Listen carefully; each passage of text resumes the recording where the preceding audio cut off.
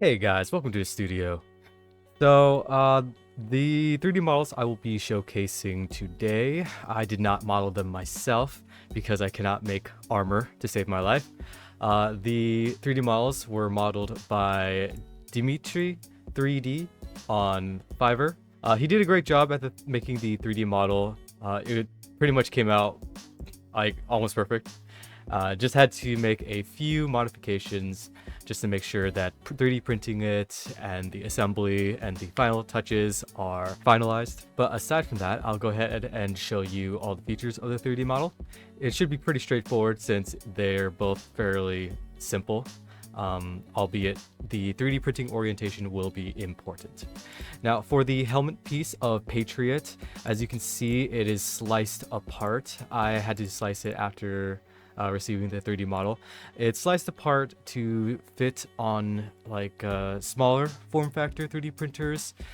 However, that being said, having a bigger 3D printer is definitely going to help, especially for any large armor pieces that you'll really want to have printed in one piece or as in few pieces as possible. The main issue being this main central helmet piece right here. Even if sliced in half, it's going to be pretty chunky. For example, if I pull it up on Kira right here, and then I flip it over, as you can see, it fits fairly well on a Soval SV06 Plus.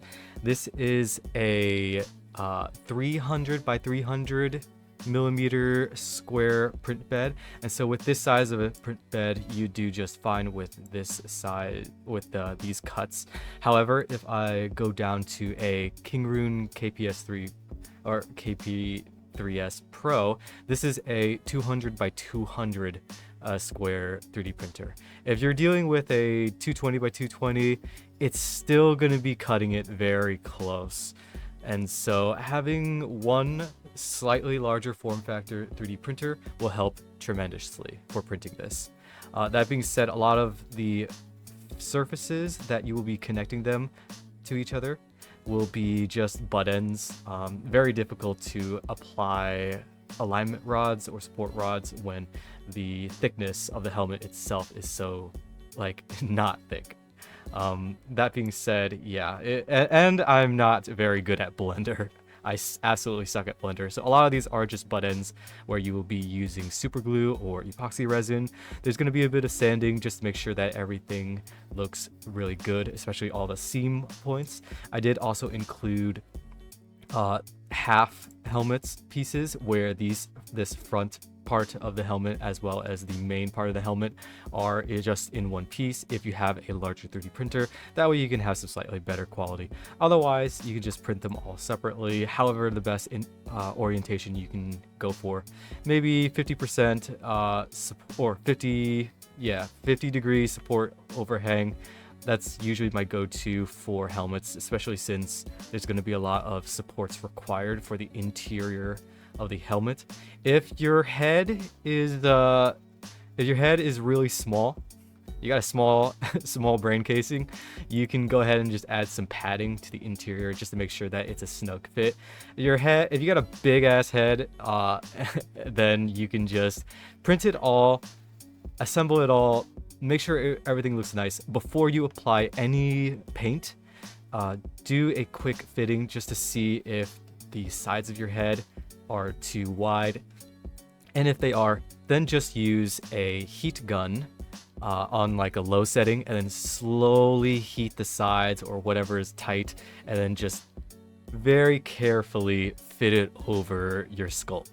And then that way you'll have a nice snug fit. And yeah, Bob's your uncle. One other feature, I had to model or cut out the eyes. That way, there's no way you're going to be seeing through this helmet. Let's be real here. But they will be a nice opening for you to include some red LED lights. That way, when you're in the dark and then your eyes are glowing, it'll look really dope. As you can see on the top here, we have the connection pieces for the antlers, and I will pull them up right now. All right, here is the left antler. The right antler is pretty much the same. It's a mirrored, and as you can see, it's an antler. Thankfully, Dimitri included the connection hole here. That way you can just very easily connect it. I'm not sure what the tolerances are, so you might need to scale this up by like 1% just to make sure it fits nice and easily over that connection part. But yeah, that's pretty straightforward. There's going to be quite a lot of overhangs naturally, but hey, as long as it prints well, then it's all good. Here we have the left pauldron, right pauldron being just the exact same. This left pauldron, I mean, I don't really know what else to say. You're gonna want to, I would suggest buying some Velcro straps that are a decent length and just gluing them on the interior sides here. That way, as you wear them, your shoulder going right over on the interior, and then the Velcro straps wrapping underneath your armpit and then just holding in place. That's pretty much what I would recommend.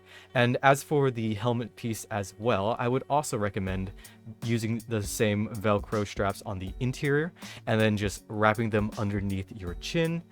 That way it can hold it in place as you slowly advance forward as Patriot. So yeah, that's pretty much it, featuring Patriot helmets and pauldrons. If you guys like this video, go ahead and like and subscribe. I'm going to continue working on releasing more 3D models. Eventually, Patriot, the last piece of Patriot will be released.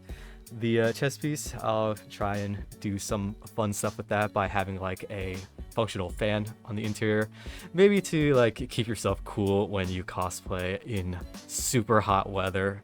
And I'm also really looking forward to seeing my friend cosplay Patriot. That's going to be an awesome video. We'll try to do some more live videos like that. And yeah, if you guys are interested in cosplaying Patriot, the 3D models will be released onto my Patreon shop pretty much by the time this video comes out. And see ya!